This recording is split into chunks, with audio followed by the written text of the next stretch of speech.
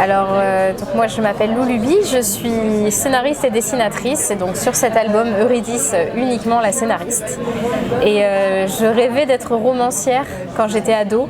Je suis arrivée à la bande dessinée un peu par hasard parce qu'on m'a proposé de faire du scénario pour un projet de bande dessinée qui était existant et donc de fil en aiguille j'en suis venue à la bande dessinée.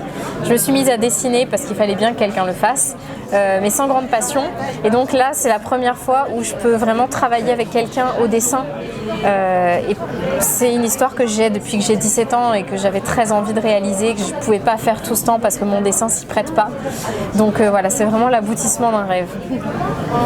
Alors moi, je m'appelle Solène Guivre et du coup, je suis dessinatrice sur Eurydice. Moi, à la base, j'ai toujours rêvé de faire de la bande dessinée, mais dans mes études, j'étais plus partie sur l'illustration. En fait, j'ai fait l'école Pivot de Nantes. J'ai été diplômée pendant le Covid en 2020.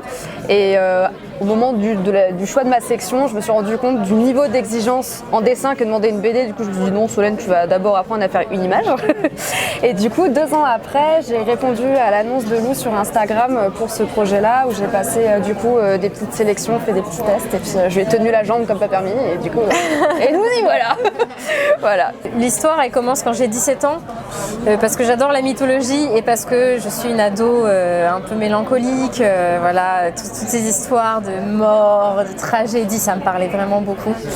Et j'avais commencé par la dessiner toute seule, mais je savais pas dessiner. Donc bon, après j'avais travaillé avec un jeune dessinateur qui était hyper talentueux, mais il avait 15 ans, donc il avait plus le bac à passer que des livres à faire. Puis j'ai réessayé toute seule et on m'a dit non. J'ai contacté des auteurs, on m'a dit non.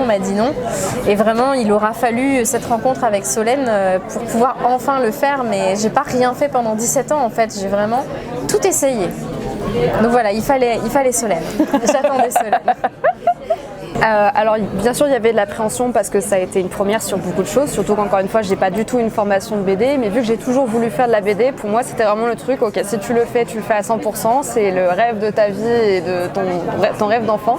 Du coup pendant 2 ans j'ai eu l'impression de mâcher un steak un peu trop gros pour moi, mais c'est bon, on y est. Et maintenant que j'ai goûté à ça, et encore plus avec Lou, avec qui on a une synergie de travail qui est vachement bonne, du coup je veux plus que ça dans ma vie. Je veux faire que ça maintenant. J'avais 1000 versions de scénarios antérieurs et qui faisaient que se raffiner, s'enrichir en fonction aussi de mon vécu, des problématiques qui m'arrivaient dans la vie. Par exemple, il y a une thématique sur l'intelligence artificielle, un peu le remplacement des artistes par l'intelligence artificielle. C'est clair qu'en 2007, il n'y avait pas ça. Voilà, donc ça s'est enrichi. Et donc j'ai écrit plusieurs versions. Je suis allée jusqu'au storyboard. Donc je faisais toujours les découpages des planches, vraiment pour avoir le rythme narratif, le sens de lecture, les plans, etc. Et j'ai modifié pas mal de choses dans la perspective de travailler avec Solène, parce que par rapport à ce que j'imaginais spontanément pour moi, où il y aurait eu beaucoup d'échanges entre les personnages, parce que je suis très axée moi sur les dialogues, et là il y a eu Solène qui est arrivée avec ses compositions extraordinaires et ses doubles pages magnifiques, et je me suis dit ok, en fait il faut que je lui laisse de la place pour qu'elle s'exprime, pour qu'elle donne ce qu'elle a de mieux. Et donc le storyboard a été revu pour coller plus avec ses compétences à elle. Alors c'est pas tant la cité en papier, c'était plus le côté troglodyte dans le canyon qui en termes de perspective et de construction, alors déjà en termes de design c'est un gros challenge parce qu'on n'est pas sur une ville avec des grandes plaines, des grands espaces, donc en termes de représentation à la caméra si je puis dire pour les compositions c'était déjà un sacré challenge. Je veux dire ok mais là la ville elle est censée être en pente comme ça vu qu'elle est troglodyte, donc déjà c'était un challenge. Mais ça a été un challenge à tous les niveaux cette ville, hein. C'était trop bien, j'ai adoré, mais alors waouh. C'était hyper chouette, ça m'a permis d'explorer plein de pistes architecturales. J'ai pu me pencher sur des mouvements architecturaux que je ne connaissais pas de base, notamment la notion de l'architecture vernaculaire que je connaissais pas trop non, donc ça m'a permis vraiment de faire des recherches.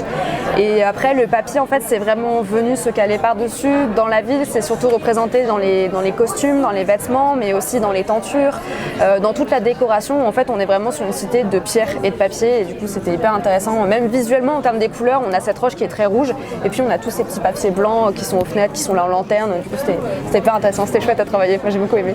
J'avais des morphologies en tout cas Je savais que Eurydice était grande et maigre.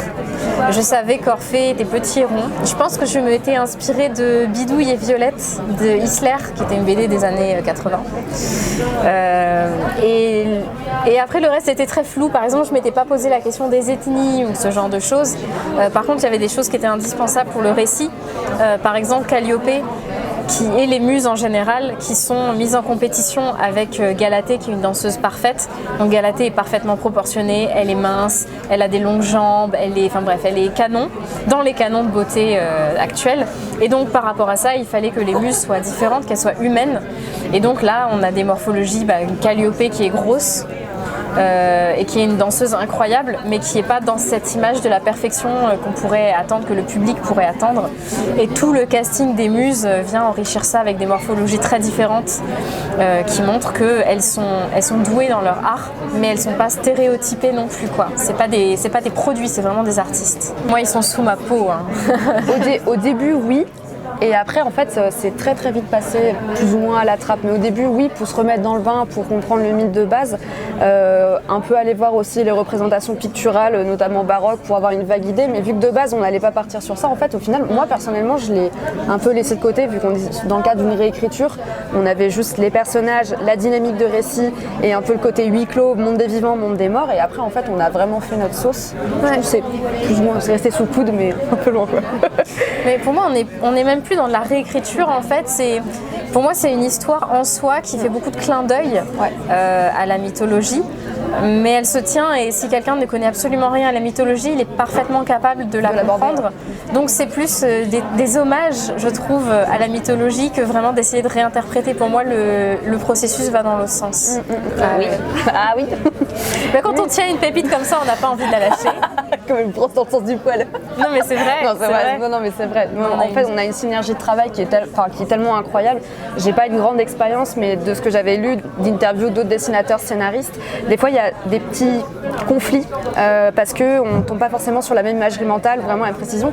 Et avec Lou, à 95%, on est proche de ce qu'on a en tête toutes les deux. Je trouve ça juste incroyable. Et même en termes de communication, c'est génial. Donc, quand j'ai reçu ses essais la première fois, et que j'ai vu ce qu'elle avait fait, on en avait parlé pendant 1 heure, et elle a fait quelque chose qui était exactement ce que j'avais en tête depuis 17 ans. C'est incroyable.